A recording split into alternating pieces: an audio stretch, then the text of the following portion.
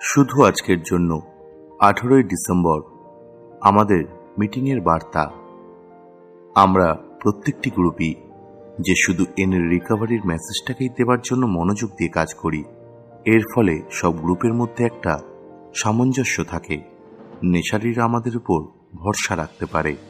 Basic text, পৃষ্ঠা number 64 ও 65।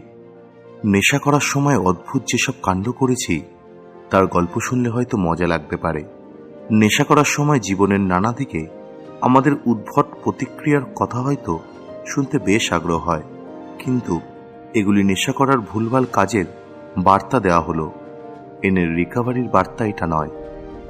ঈশ্বর কেমন তা নিয়ে দার্শনিক কচকচানি শুনে হয়তো কেউ কেউ মুগ্ধ হতে পারে।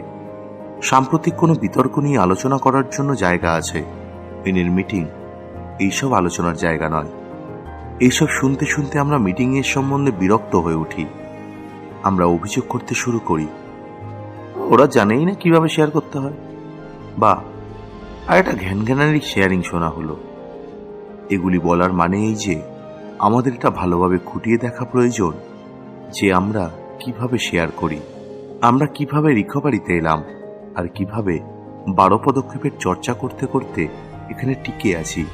সেই কথাগুলো যখন আমরা শেয়ার করি সেটাই হলো রিকভারির প্রকৃত বার্তা। যখন আমরা কোনো মিটিংয়ে যাই তখন এগুলি শোনার জন্যই আমরা এসেছি। আমাদের প্রাথমিক উদ্দেশ্য হলো যে নেশারি এখনো কষ্ট পাচ্ছে তার কাছে বার্তাটি পৌঁছে দেওয়া। মিটিংয়ে আমরা যা কিছু শেয়ার করি সেগুলি হয় এই উদ্দেশ্যটা পূর্ণ করতে ভালোভাবে সাহায্য করবে, আর না হলে এই উদ্দেশ্য থেকে নজরটা সরিয়ে দেবে। বেছে নেওয়ার সিদ্ধান্ত ও তার দায়িত্ব সম্পূর্ণভাবে আমাদের।